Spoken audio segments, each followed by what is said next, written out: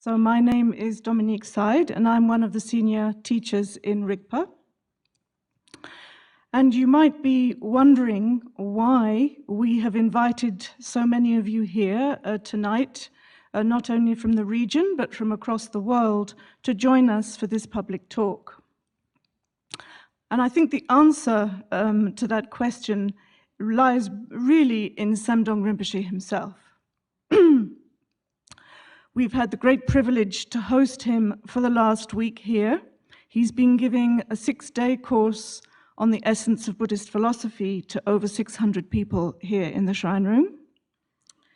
And as I'm sure you will see for yourselves very soon, he is a quite exceptional and remarkable person. He served 2 terms as the first democratically elected Prime Minister of the Tibetan government in exile. And he continues to be a close associate of His Holiness the Dalai Lama and often serves as his representative. Some of you may remember in 2006, when the Dalai Lama was due to visit Larab Ling, he had to cancel his visit at the last moment and actually sent Samdong Rinpoche then as his representative here. So this is his 2nd visit to Larab Ling. Samdong Rinpoche plays a prominent role in supporting the ethical and compassionate vision of His Holiness the Dalai Lama across the world. He was born in Tibet, and he was recognized according to Tibetan tradition as an incarnation of the 4th Samdong Rinpoche. And he began his studies in Drepung Monastery in Tibet before he had to flee in exile in 1959 when he went to India. And he continued his studies in India. And in fact, he told us the other day that it was at that point that he was asked to learn English as a foreign language. And he told us that he was the sort of group leader of a little band of people who objected to learning English as a foreign language. I thought that some French people here might feel quite sympathetic towards his position. Anyway, once the Dalai Lama actually asked him to fulfill quite a number of high responsibilities, he realized that English is quite a useful language to learn. So he now speaks fluent English and fluent Hindi, as well as Tibetan. So His Holiness Dalai Lama invited Samdong Rinpoche to work in various capacities, particularly in Tibetan cultural and educational institutions. And he was appointed director of the Central Institute for Higher Tibetan Studies, where he played an enormous part in educating several generations of Tibetan scholars. He's widely recognized as an eminent and distinguished scholar, teacher, and philosopher. And in recognition of this, he was appointed president of the Association of Indian Universities. And in addition, and this is one of the reasons we invited some of you tonight, he is an authority on the teachings of Krishnamurti and of Mahatma Gandhi. And his stand on nonviolence and on other important humanitarian issues of our time is exemplary and an inspiration for us all.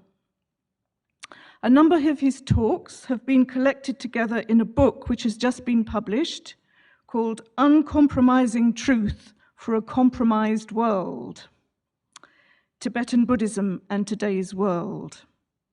And tonight, as Sam mentioned, he will be speaking on what Buddhism has to offer the modern world. The venerable monks and nuns and respected sisters and brothers, my humble greetings and good evening to you all. In the beginning, at the outset, I would like to acknowledge and welcome the leaders and members of the local political, religious, and community organizations who are with us here. And apart from that, all our local friends who have come tonight for this talk, the audience who is also following the talk via video, I welcome you all. I was asked to talk on the subject or topic, what Buddhism has to offer the modern world. It is a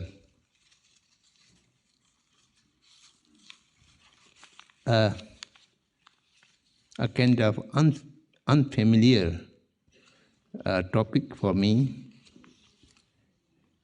So at the beginning, I must apologize that I do not have any prepared presentation or speech. We might discuss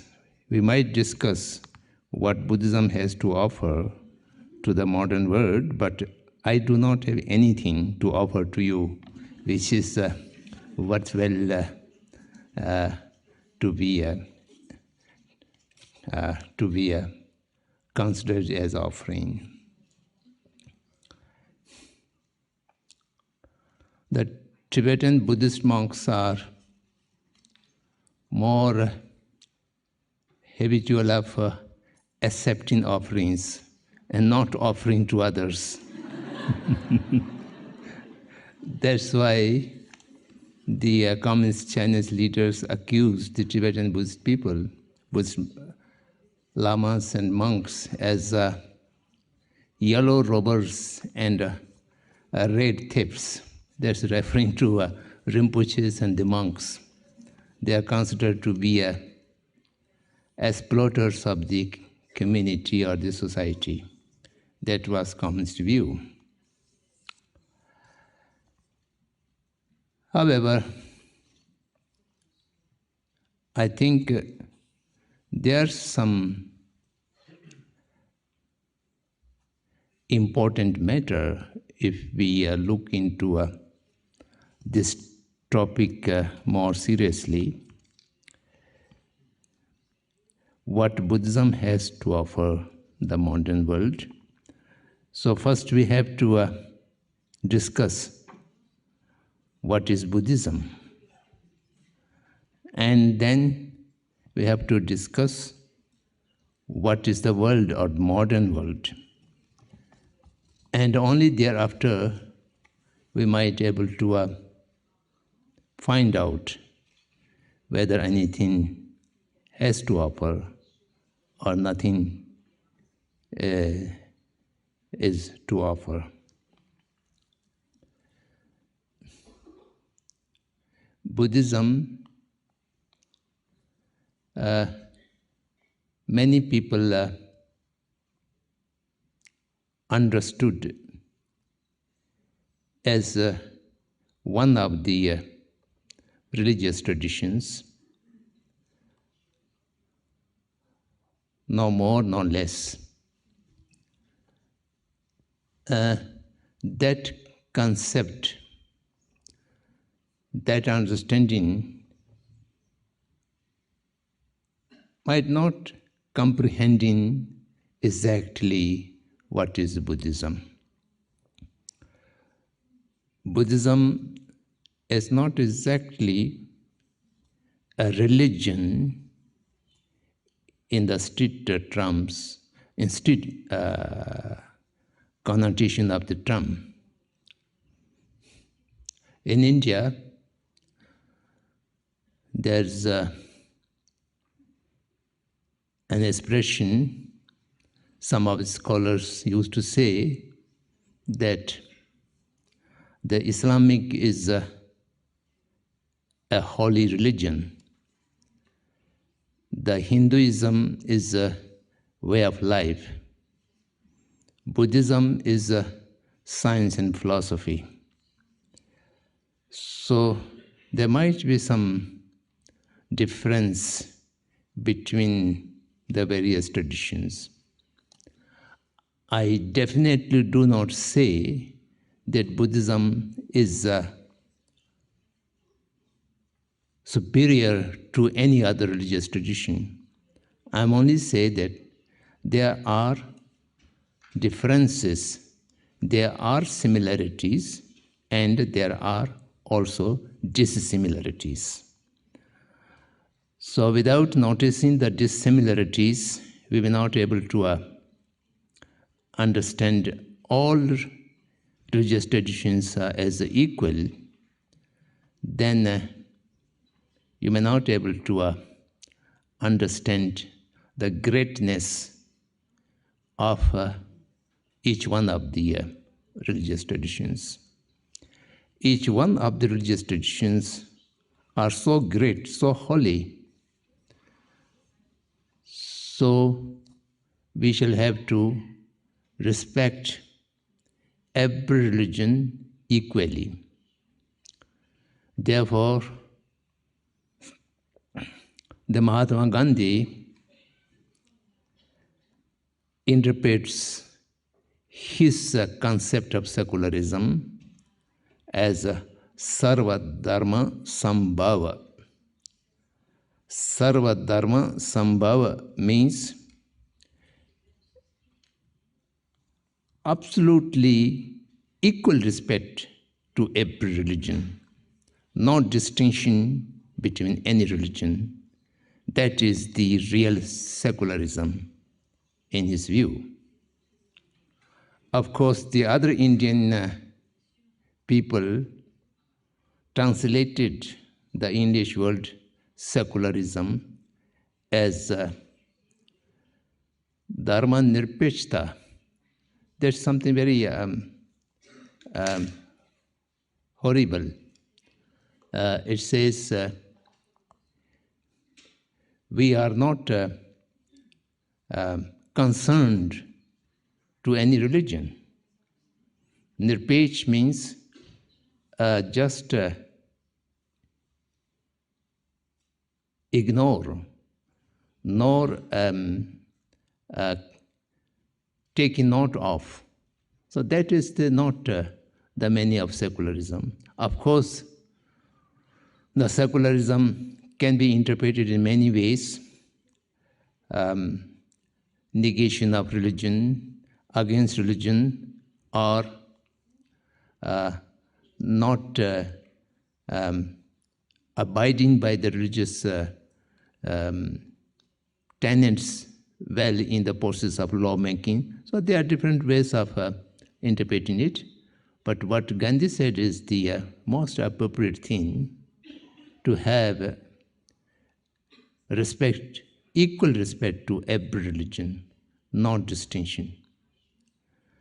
But a person shall have to practice one religion, one's own religion, and try to stick to it throughout life, unless there is a very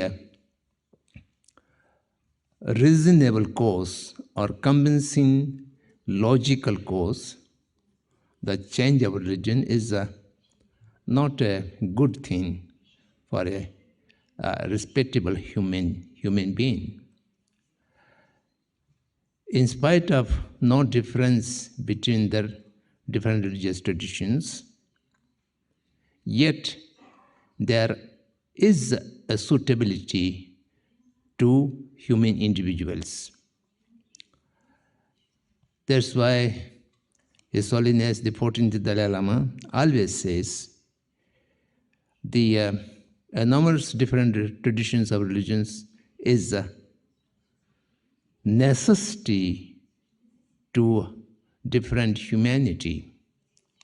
One religious tradition is not enough to entirety of the humanity. That's true. For example, to sustain our physical body, we need food, drink, and cloth. But there cannot be one kind of food and one kind of drink and one kind of cloth if you make the entire 7 billion people asked to wear just one kind of cloth and just one kind of food. Absolutely impossible. It will not make the people happy. It will not make people comfortable. Each individual has a different kind of test. Not only test, suitability to his or her body, and therefore so many different kind of preparations and foods are necessary. But it does not mean certain group of food is more superior than the other food, or certain group of drink is more superior than the other drinks. All of them are good for those persons who are suiting to that. So similarly, religion, philosophy, and any kind of knowledge that is very much necessary for the diverse aptitude, diverse level of liking and disliking, and intelligence and capability of understanding. So there need to be so many different things. So in this context, Buddhism has so many dissimilarities with the other religious traditions. So those dissimilarities need to be recognized and find out whether these things are relevant or beneficial to present day's humanity, or for that matter, entire sentient being, including the earth, the environment, and everything. Buddhism deals with three things in the process of communicating the Dharma. First, it deals with the base. Second, it deals with the path.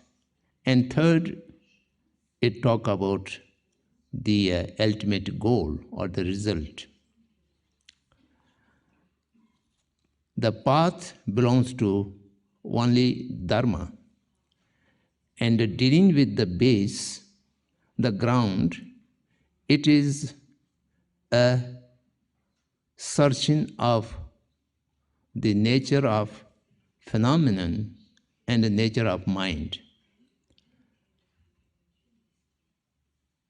The inquiry, the analyzation to find out what is the exact nature, how the mind and how the phenomenon do exist, and how the mind and phenomenon has a relationship. These things are either belonging to a philosophy or the science. The Buddhist science do not have any external laboratory or tools to make experiments. The entire Buddhist science makes this experiment within the laboratory of the mind through analyzation, visualization, or concentration. It tries to improve the mind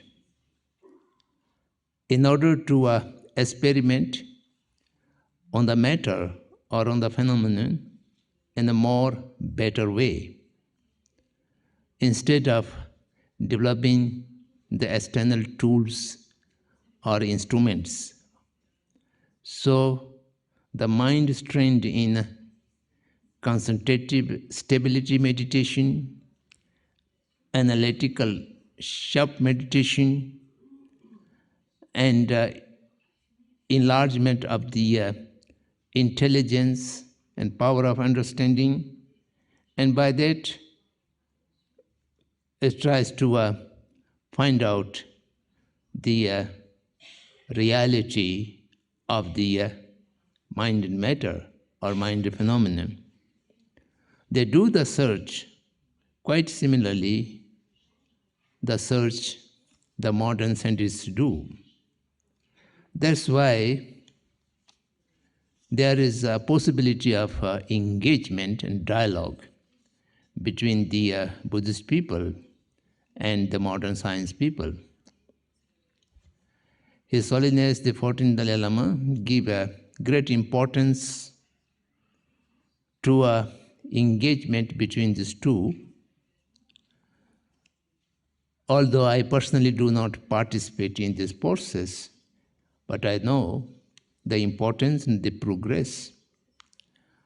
For the last more than 30 years, more than 25 conferences or dialogues have been taking place in various parts of the world, and a number of different very celebrated scientists has taken part, and they do appreciate that there is a possibility of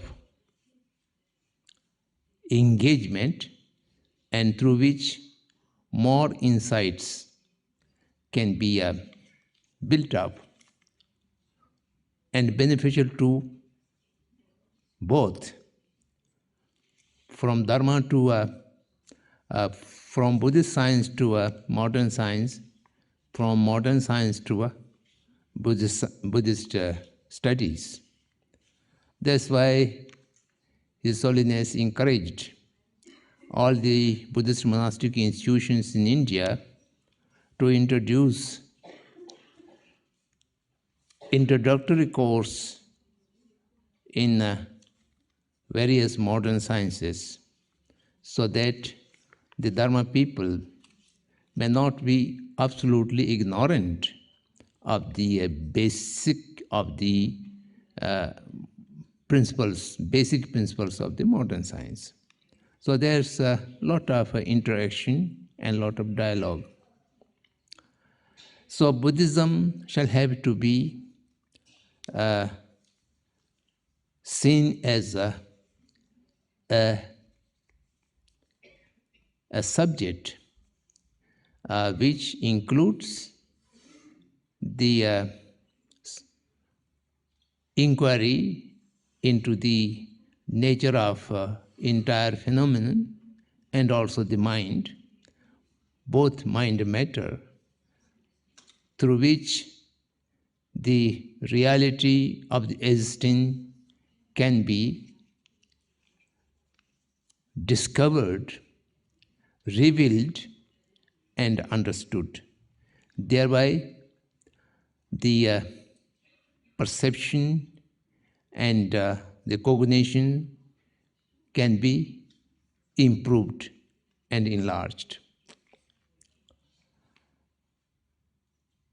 Then also, Buddhism do have references or discussions or principles on the matters of social, economic, and politics. These are the basis of development of modern world, the contemporary world. Buddhist in-depthly deals with the right livelihood. And on that basis, the Bhutanese has come out in a theory, on a principle, instead of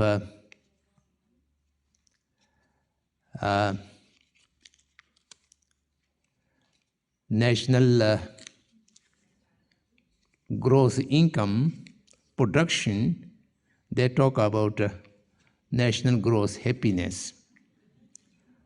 And this principle is completely drawn out of the Buddhist principles of socio-economic development theory. Sometimes it's funny. A few months back, I met a researcher at Hyderabad, and she was quite unhappy, and with anxiety, she come to us and discuss. So I asked her, what is the matter? She says, it is very difficult to find out a yardstick to measure the happiness. So what is necessary to measure the happiness? Happiness is happiness. She says, no, I'm working on the principle of national gross happiness, and there must be, when we theorizing it, there must be certain yardstick and certain cross-cutting principles through which the gross amount of happiness can be measured and put into categories or statistics. So we laughed. So happiness is very difficult to be maintained and to be achieved if you do not have the basic, basic technique. Anything can become a cause of unhappiness, as we discussed the other day. So, similarly, the Buddha's teaching has a lot of things about the political systems, particularly the principles of democracy, equality, and all these things. 2,500 years ago, Buddha set up his Bhikkhu Sangha and Bhikkhuni Sangha, complete in the system of equality and democracy. There was no singular authority. Each one of the member of Sangha is equal when something decision-making process or rule-making process is carried out as a Sangha karma. This Sangha system is one of the basic models for a parliamentary system in India. Of course, India do have a parliamentary system and republics during the time of Buddha as well. The first principles of democracy was coming from India, and therefore, even the 2,500 years ago, there was a number of republics in India, particularly the Vaishali, that was the biggest republic. And Buddha have make all the Vinaya rules on the basis of democracy. So that's why there are a number of researches and books on the social philosophy of Buddhism or political philosophy of Buddhism on the basis of the Buddha's teachings. So, therefore, Buddhism is a vast subject, and it has reference to almost every aspect of human life, human individual life, as well as the concerns of the society. So we shall have to take Buddhism as a source of social science, a source of political system, and also a source of material science and philosophy. So if we look to entire these aspects, then we will be able to whether there's something can be taken by the contemporary world from the Buddhism or there's nothing. So first, the necessity is to understand what is Buddhism. Then coming to the modern world, the first day when I was told your public talk is on the what Buddhism has to offer to the modern world, I asked the organizers, due to my ignorance, what is modern, what is modernity? Are we still in the modernity or post-modernity? Because there are so many different definitions and interpretations of modernity, and modernization. So they very kindly give me from the sources what is modern, but at this moment we are not going to discuss them. We shall take the modern world means world of today, the present contemporary world. The contemporary world need to look closely and what is the situation of the contemporary world. We always think that after modernization, the nations, they are emancipated, they are liberated, and they come to a very great time, and there's no problem. This is a general concept, or this should be general concept, otherwise why we talk about modernity? His Holiness tells us, once he was invited by the late Queen Mother in the UK. At that time she was around 100 years old, but she was very active and alert. And His Holiness asked her, you lived for a century, and can you tell me the old days during your young age was better, or the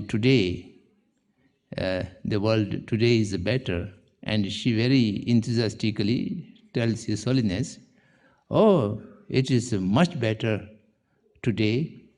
And when I was a child and I was a teenager, there was not much of equality between the gender differences, the male and female, and there's not much democracy, not talk about human rights, and lot of domination and injustice. Now we are in a period, democracy, human right, gender equality, and freedom of individual, all these are available. So the things are much better. So in a way, she's right, because these days we talk a great deal about this. We talk a great deal of equality, democracy, human rights, freedom, liberty, and so many things, very good words. But in reality, do we have all this?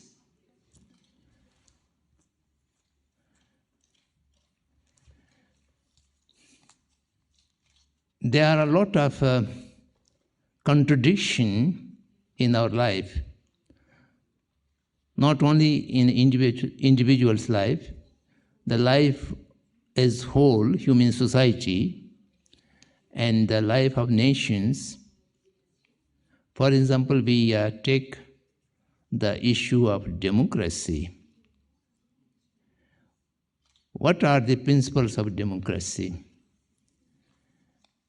If we look to the highest or the biggest organization, the so-called UNO, United Nations Organization, which had around 200 member nations, I think 198 or 197.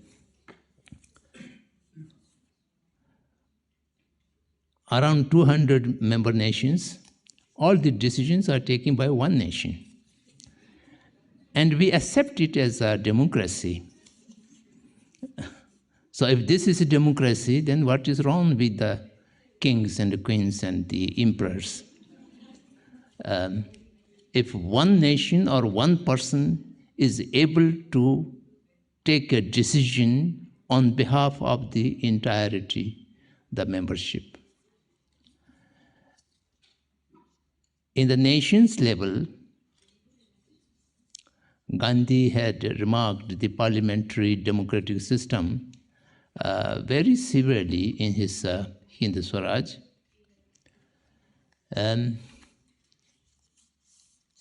I met a political science professor from Taiwan, Formosa. And at that time, Formosa was newly democratized, and multi-party democratic system was set up, and the presidential elections were concluded. I just congratulated him that you have a very smooth transition from a totalitarian to a multi-party democratic system. I congratulate you. And he posed very well. Yes, you are vulnerable, but I don't know it is for better or for worse for our nation, I can't say. So I was taken aback. He was not an ordinary person, he was a professor of political science. He should have reacted that, yes, now we are democratized, we are so great, and so on and so forth. Then I asked, why you are so pessimistic about your democratization? He said very seriously, yes, there was a kind of totalitarian, but at that time, everybody thinks for interest of the nation, the total population. Now we have a multi-party democracy. The party interests are much more giving importance than the national interest. If there is a crucial interest of the party which is contrary to the national interest, they will not hesitate to take decisions on that direction. So this gave me a new information, and then I looked to all the multi-party democratic systems, my host country, India, during the time of Indira Gandhi, during the time of emergency, then thereafter the time of Janata Party, and how the Janata Party was disintegrated, and then what other parties had come, and all the coalition governments and this and that. It was very much correct that parties' short-term interests are much more important than the country's interest in long run. So the so-called democratic system has numerous loopholes and which generates to corruption and misappropriation of finance, and so all these are due to importance of the political parties and so on and so forth. The human right, we have a universal human right declaration. When UN made this declaration, Gandhi remarked that this would not help anything to the humanity. And somebody asked why. This is a declaration of only rights. There's no mention of duty and responsibility. In the absence of duty and responsibility, how the rights can be protected? So Gandhi remarked as early as 1942. And now it is quite obvious, quite clear that declaration is not able to protect the human right. After that declaration, how many countries has a gross violation of human right is very clear.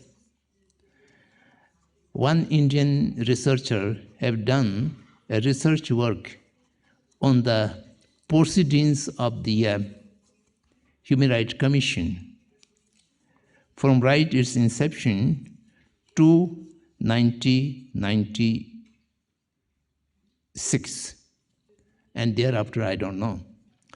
And up to that, she recorded all the proceedings, and more than 400 or 500 resolutions were passed, and not a single resolution was based on ground reality or merits. The entire resolutions have been passed on the basis of the block, which block and the other block and this block.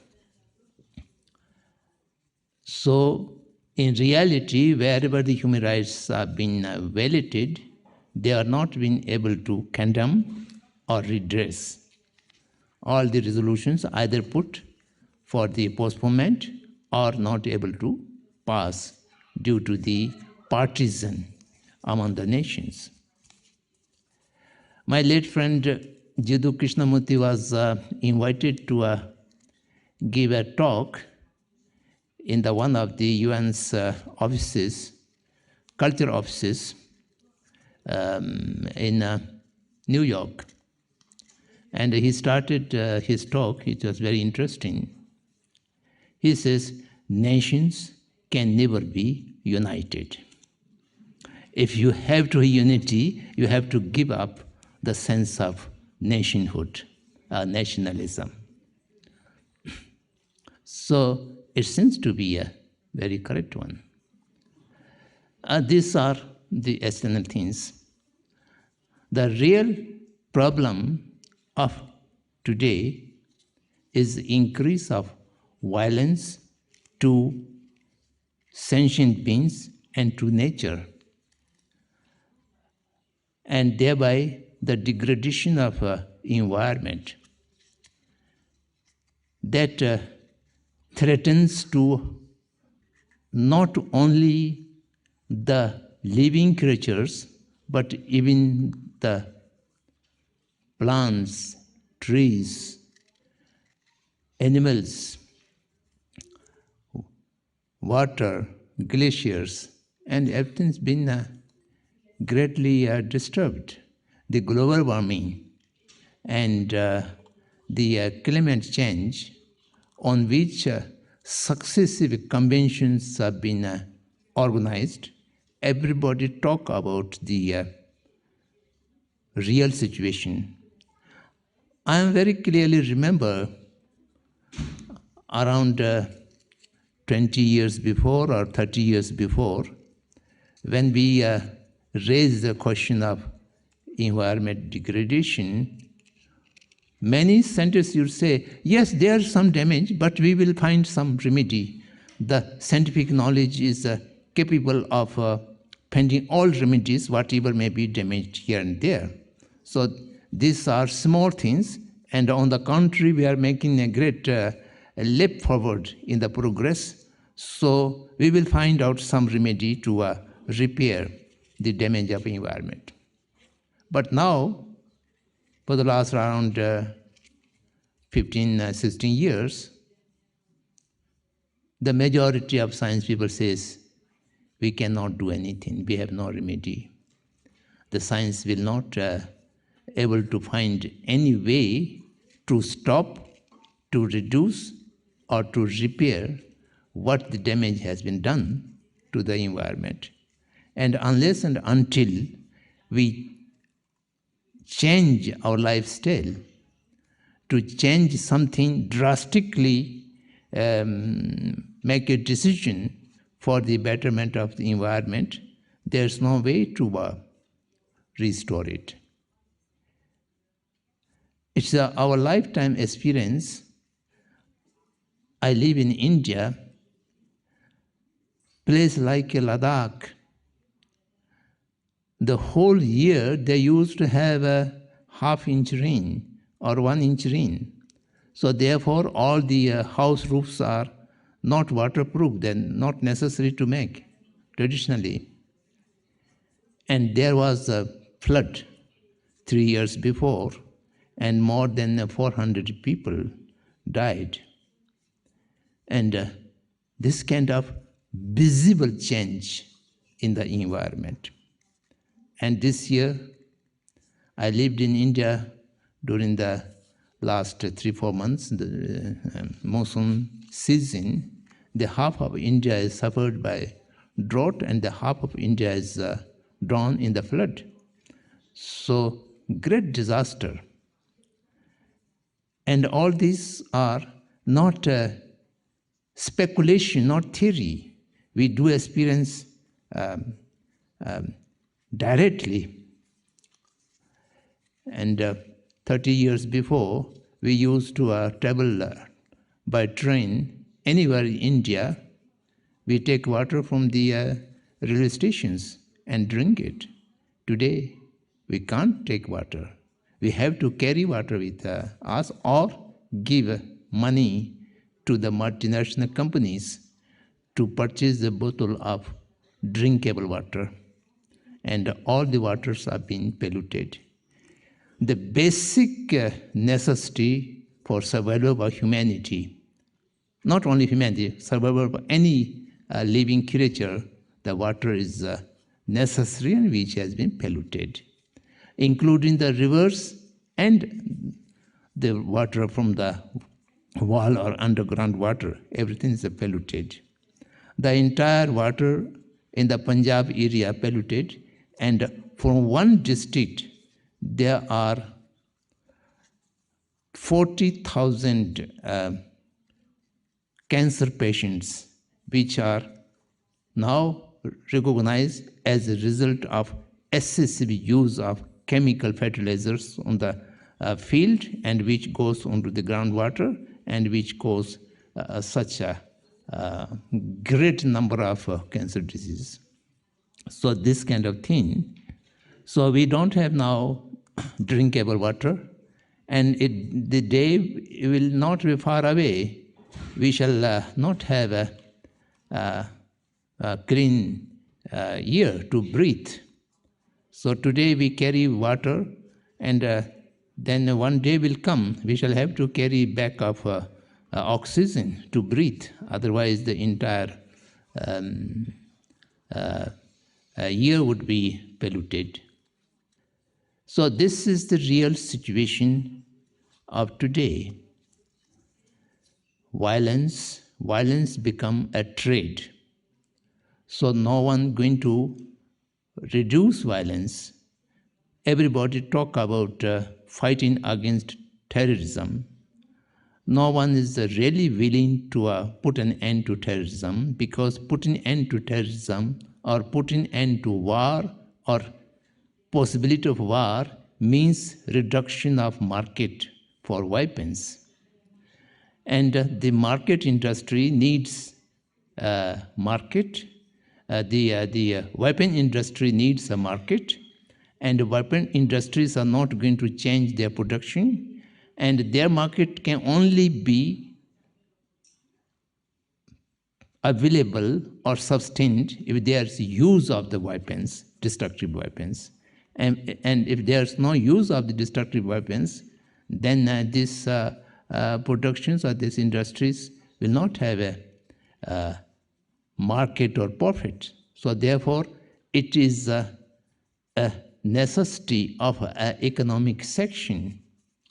The demand of weapon is depend on the consumption of weapon, and consumption of weapon can only be possible if there's a war, or there's a threat of war, or there's continuity of terrorism. So all these are very clearly visible to everyone, but no one is willing to make a change, a shift to these policies. In the past, there was ignorance. People do not know much of the result of environment degradation. Now everybody knows it, and it is dangerous. That is also knows the scarcity of water is going to come, or the scarcity of rising of sea level is going to come. Climate change is very visible. In spite of this, no one has a will to address to these problems, the serious problems. So, what we should say, it is knowingly inviting a kind of suicide. The earth is going to destroyed by environment degradation, and everybody knows it, and in spite of that, after conventions, they are not able to reach an agreement to address to this problem. And there's no will or agreement to reduce the use of destructive weapons or production of destructive weapons. And apart from that, anyone can very easily understand that the production of mass destructive weapons not going to be used, or going to be used, they will use one and then need not to use over and over again. One weapon is enough to destroy the entire planet Earth. But still we are keep on to produce them and accumulate them. A numerous number of people are starving, having no food, having no shelter, having no clothes, having no medical treatment, having no any security and education. That is very visible. In spite of that, we spend the majority of amount on such useless things, such as production of weapon or compilation of mass destructive weapons, or harming to the environment, and so on and so forth. So therefore, this concept of modernity and modern culture need to re-examine, relook, and everybody must have a certain degree of common sense. If they are not concerned for other people, they must concern for themselves. So this is, I think, a very, very urgent issue for everyone. It's therefore the teaching of universal responsibility the teaching of a compassionate mind, and the teaching of treating every sentient being as equal or as a potential of evolving up to the enlightenment. These few basic principle, not relating to any ism. It can be practiced by even non-believers,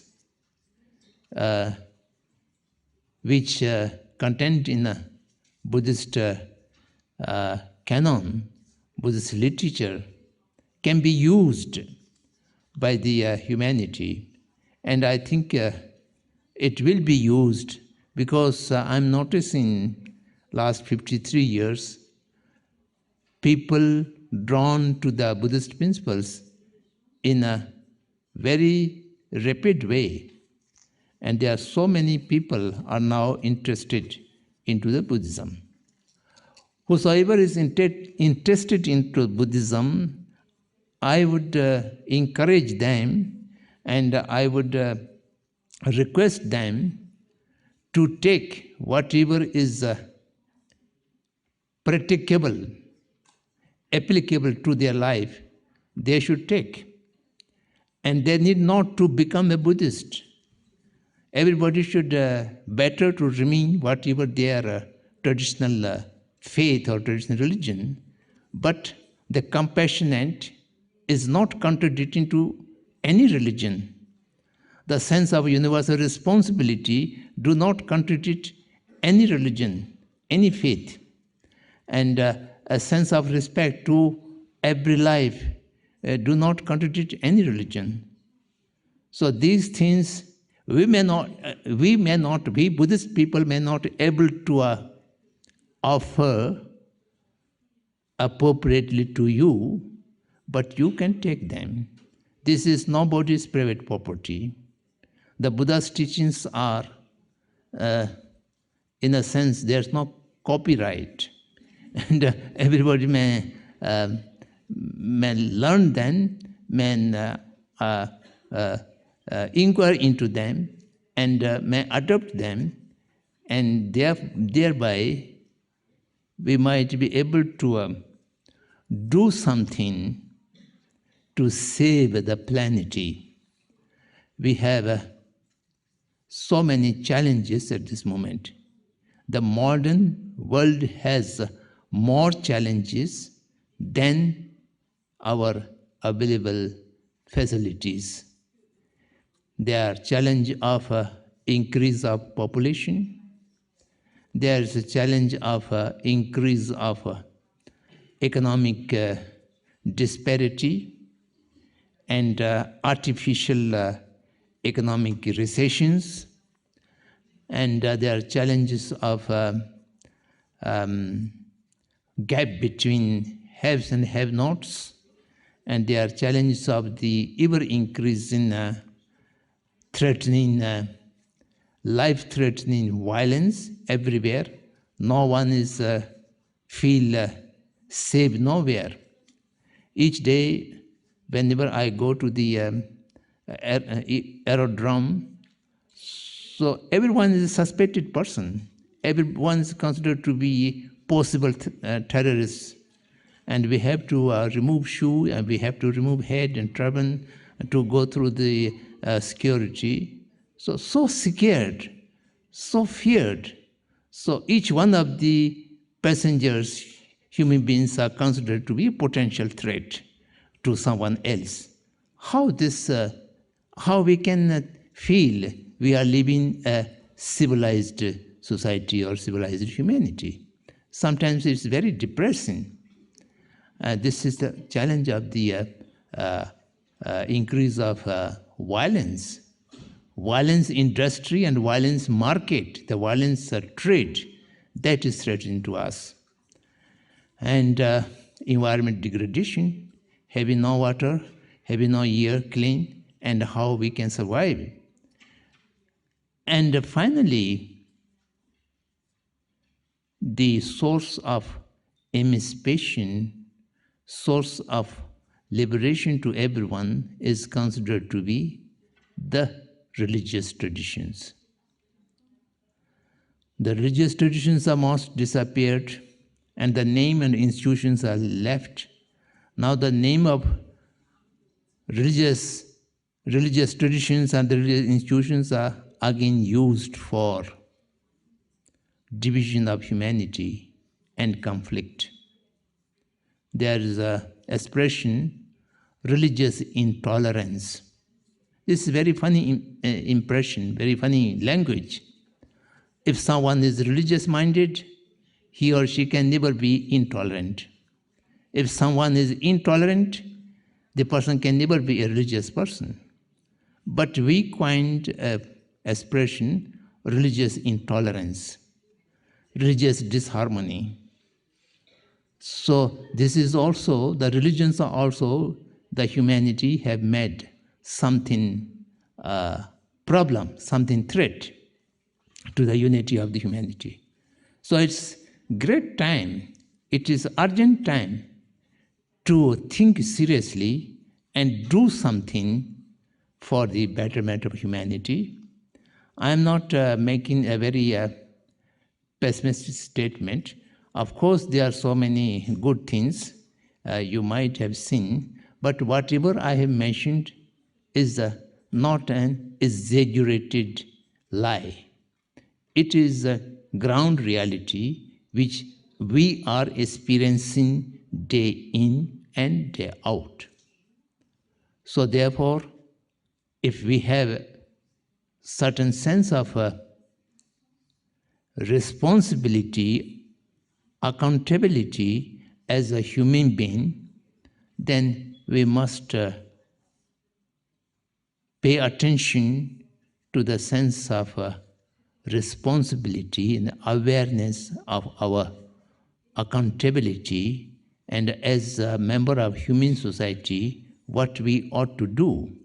And for that matter, whatever the Buddhist canon has something to be useful, and that you can take as an offer of the Buddhism. I think I should stop here. My summation, what I have said to you, is a not very pleasant one and not very encouraging one. This is how my thought and my words have been just come out the flow. Otherwise, I should have talked the beautiful things. We can offer this and we can offer that, and Buddhism can offer so many things, and the modern world is so beautiful. If I talk in that way, it would have been better. But the reality which is in front of our eye and which we are experiencing throughout our life, that comes out. And if somebody felt it unpleasant, I apologize, and I wish you all